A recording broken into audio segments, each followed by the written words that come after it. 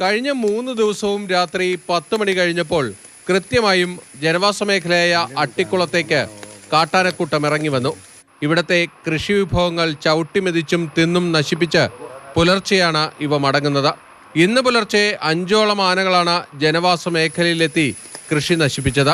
കർഷകരുടെ വാഴ, കൊക്കോ, തെങ്ങ്, കവുങ്ങ് തുടങ്ങിയ കൃഷികളാണ് പ്രധാനമായും നശിപ്പിക്കപ്പെട്ടത്. കാട്ടാനക്കൂട്ടം ഈ പ്രദേശം ലക്ഷ്യമാക്കി തുടർച്ചയായി എത്തുന്നത് നാട്ടുകാരെ ആശങ്കയിലാഴ്ത്തിയിട്ടുണ്ട്. കാട്ടാന ശല്യം മൂലം ഇവിടെ ജീവിക്കാൻ കഴിയാത്ത അവസ്ഥയാണെന്ന് പ്രദേശവാസികൾ പറയുന്നു. കഴിഞ്ഞ 3 ദിവസമായിട്ട് ഇതാണ് ഇവിടുത്തെ അവസ്ഥ. എല്ലാ ദിവസവും വൈകുന്നേരം ഒരു 8:30-9 മണിയാകുമ്പോൾ വന്ന് കയറി കഴിഞ്ഞാൽ വെളുപ്പിന് 5 മണി 6 മണിയാവുന്ന വരെ ഇതാണ് ഇവിടുത്തെ അവസ്ഥ. മൊത്തം എല്ലാം 3 ദിവസമായി അടുപ്പിച്ച് ഇങ്ങനെ ആന വന്ന് ജീവിക്കാൻ പറ്റാത്ത അവസ്ഥയാണ്.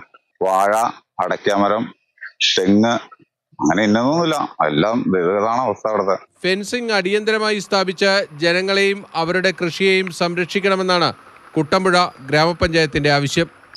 ഇത്രയും വളർത്തി വലുതാക്കി കൊലച്ച വാഴകൾ പോയി കഴിഞ്ഞു കഴിഞ്ഞാൽ കർഷകന്റെ അവസ്ഥ എന്തായി? അപ്പൊ അടിയന്തരമായിട്ട് ഫെൻസിംഗ് സംവിധാനം ഇവിടെ എടുത്ത കോൺട്രാക്ടറെ കൊണ്ട് ഫോറസ്റ്റുകാർ എത്രയും പെട്ടെന്ന് നടപടിയാക്കണം. പഞ്ചായത്ത് പൈസ ഫോറസ്റ്റിന് മാറിക്കൊടുത്തേക്കണെയാണ്.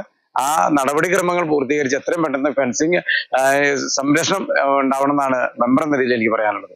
കാലവർഷം ശക്തമായിട്ടും ആനക്കൂട്ടം കാടിറങ്ങി വന്ന് കൃഷി നശിപ്പിക്കുന്നതും ജനവാസ മേഖലയിൽ നാശം വിതയ്ക്കുന്നതും കുട്ടമ്പുഴയിൽ മാത്രമല്ല എറണാകുളത്തെ പല മലയോര മേഖലകളെയും വലിയ ആശങ്കയിലാഴ്ത്തുകയാണ്.